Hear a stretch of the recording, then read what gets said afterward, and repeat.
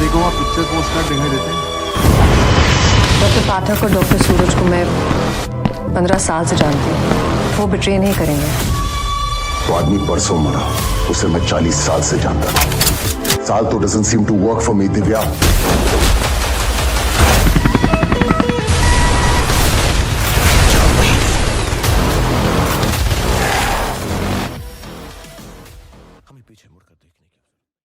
क्या होगी शेर खान की पिटाई? कौन होगा शेर खान का करीबी? हेलो, मैं हूँ Purnima and welcome back to Bollygrad studios. हमारी इस कहानी की शुरुआत होती है मार्केट से, जहाँ एक आदमी कुछ लड़कियों को छेड़ रहा होता है और उसकी हिम्मत तब बढ़ जाती है जब वो उन लड़कियों का रास्ता रोकता है और लड़कियां ये देखकर डर जाती हैं, लेकिन कोई भी उन लड़कियों की मदद करने के लिए आगे नहीं आता। जैसे ही वो बदमाश लड़की पर हाथ डालने वाला होता है, बस कहीं से एक बड़ा सा कद्दू बदमाश के हाथ में आकर गिरता है और वो चिल्लाकर कहता है, कौन है ये?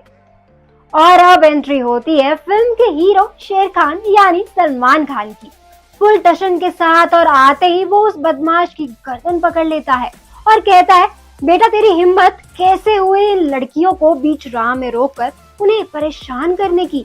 अगर तुझे पता नहीं है तो तुझे बता दूं कि इस एरिया का डॉन सिर्फ एक ही है और वो एक है शेर खान।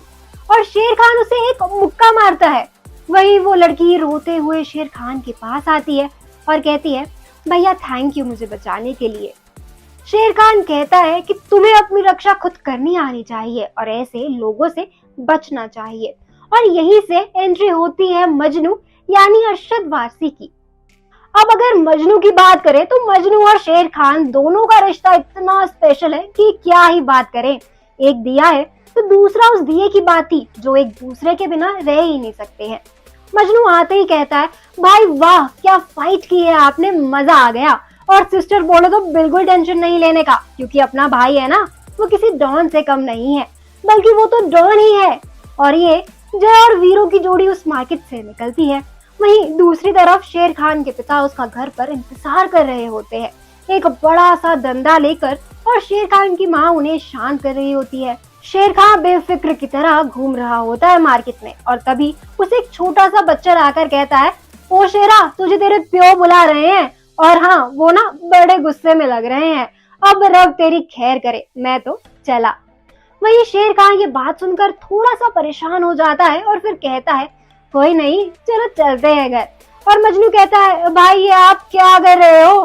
पता है ना अब्बू कितनी पिटाई करेंगे। अरे मजनू तू समझ नहीं रहा यार, अब्बू चाहते हैं कि मैं नौकरी करूं, पर शेर कभी किसी की गुलामी कर सकता है क्या? बस यही है हम दोनों के बीच लड़ाई होने का कारण।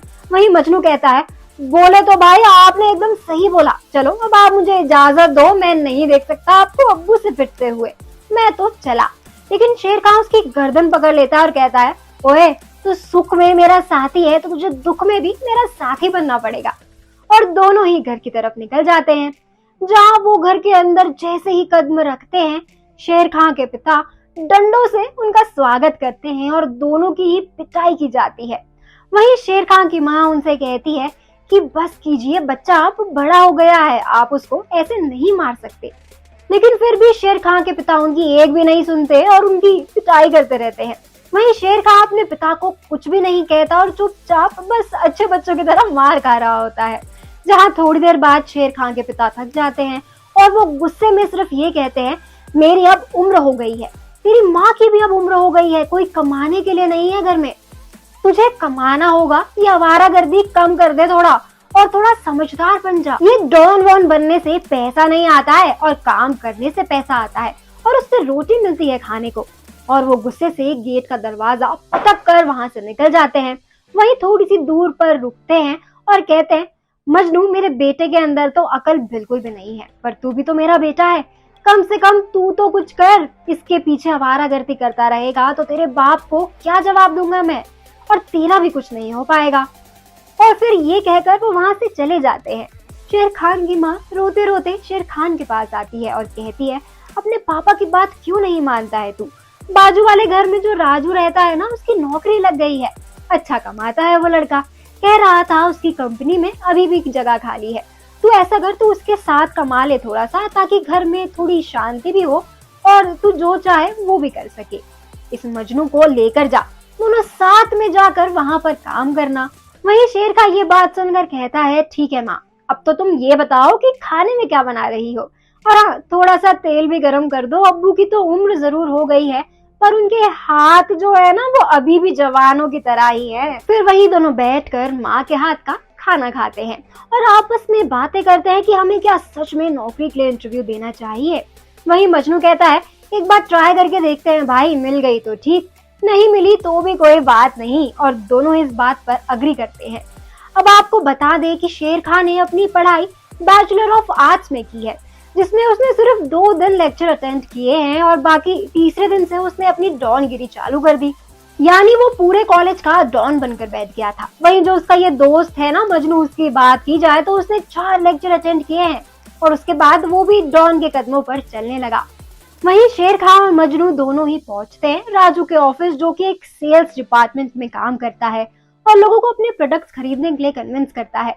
वहीं वो अपने बॉस से बात करता है और मजनू और शेर खान की नौकरी के लिए कहता है।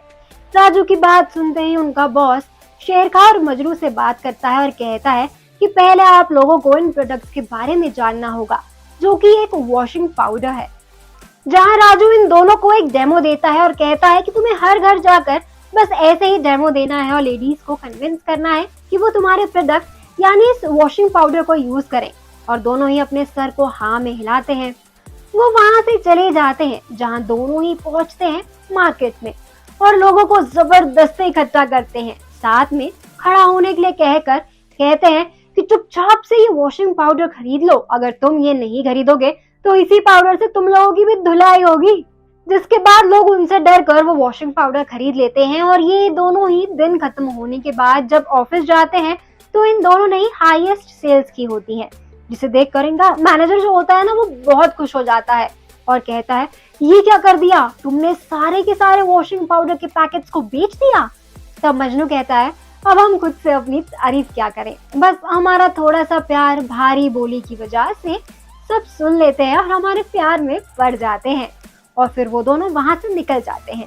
दोनों ऑफिस से घर जा रहे होते हैं और इनकी ख्याली बातें चल रही होती हैं, जहाँ शेर खान मजनू से कहता है, मजनू अब नौकरी मिल गई है और जल्दी पैसे भी मिल जाएंगे, अब जिंदगी में किसी की चीज की कमी है तो वो है एक लड़की, बस एक लड़की चाहिए जिंदगी में, यानी कि तेरी भाभी। ये सुनते ही मजनू कहता है, भाई आपको हमारी वो कॉलेज वाली बात याद है ना, भूल तो नहीं गए, लो लड़की इन आवर फ्रेंडशिप। तो क्या अब इनकी दोस्ती में आएगी कोई लड़की या लड़की बनेगी इनकी दोस्ती में दीवार? क्या ये यार होंगे नौकरी से आउट? आगे की कहानी जानने के लिए आपको करना पड़ेगा थोड़ा सा इंतजार। आज के लिए बस इतना ही। आपको ये वीडियो कैसा लगा हमें कमेंट्स में जरूर बताएं। ये वीडियो पसंद आया हो तो इसको लाइक और शेयर करें, साथ ही सब्सक्राइब करना ना भूलें बॉलीग्राज स्टूडियोज को। मैं मिलूंगी आपको अब नेक्स्ट वीडियो में, तब तक के लिए बाय।